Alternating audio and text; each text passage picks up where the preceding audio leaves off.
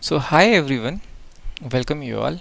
Previously we have learned how we can join two tables and retrieve data, matching data you can say that. And today we are going to dig deep in how we can use a join table. Okay, so what we have learned till now is we can join two tables by specifying the column name or using the asterisk. Okay, I'm going to use asterisk. Okay, asterisk I will not use because it will cover up my length and breadth of the workspace. So instead what I'm going to do, I'm going to specify some of the columns like emp number comma emp name comma, let's say d name comma capacity. And one more thing, I'm going to specify DEPT department number. Okay, from the table name is EMP and the department, where let's have a join condition, and here we have to specify the table name, that is emp.dept number is equals to department dot dept number. Okay, now I have committed a mistake here, right? And this will create a problem for me because the EPT number is present in both the table EMP and in department table. And see how I have used in a where clause. Where clause I have used a full qualified name. First I have specified the table name and then the column name. That means I have removed the ambiguity here. That is, I have clearly mentioned from which table you have to pick this column, and similarly for this you have to pick this column from the department number. Similarly I have to do this here also, but I haven't did. And let's hit this enter button to see how my SQL respond to this, right? So now you can see error is displayed 1052, column department number in field list is ambiguous, right?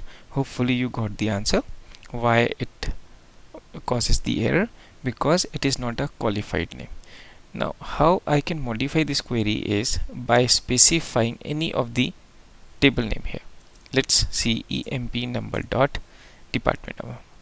Now if I hit this, you can see my query is perfectly displayed and there is no problem because I remove the ambiguity, right?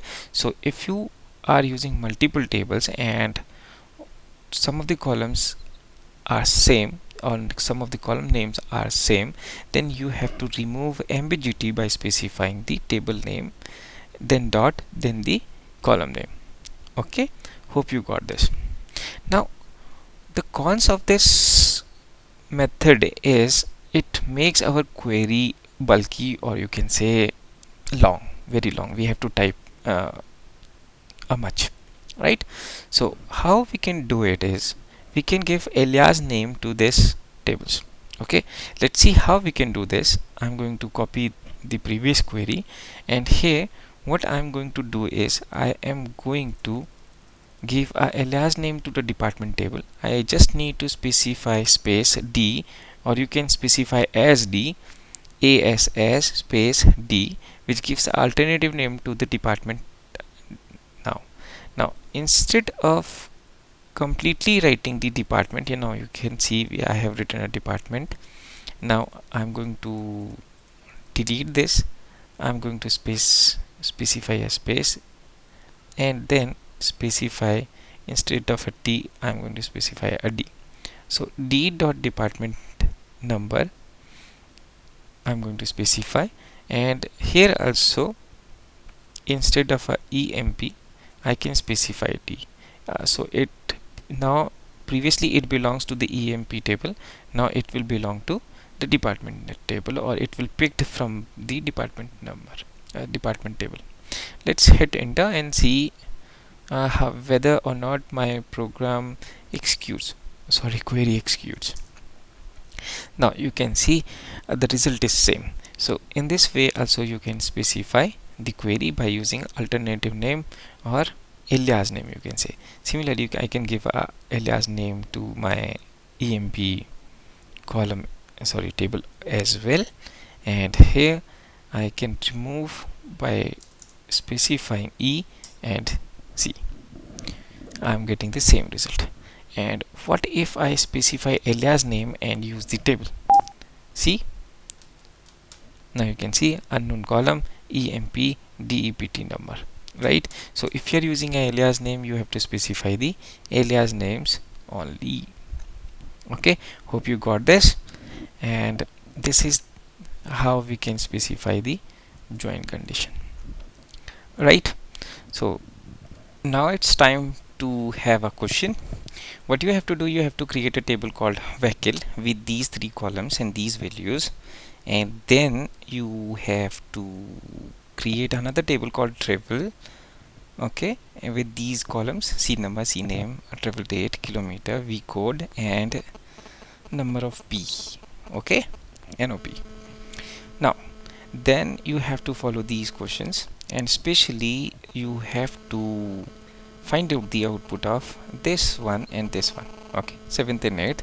Select V code, C name, vehicle type from travel, A vehicle B, and A dot V code is equals to B dot V code, and kilometer is equals to less than 90.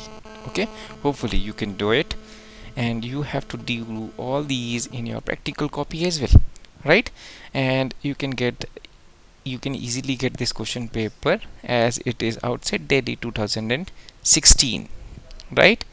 And you can go to CBSE nic.in. There you can find examination menu. Yes, you can find exam material, right? Please do search it and you will easily find this, or I will try to include that in your question paper material.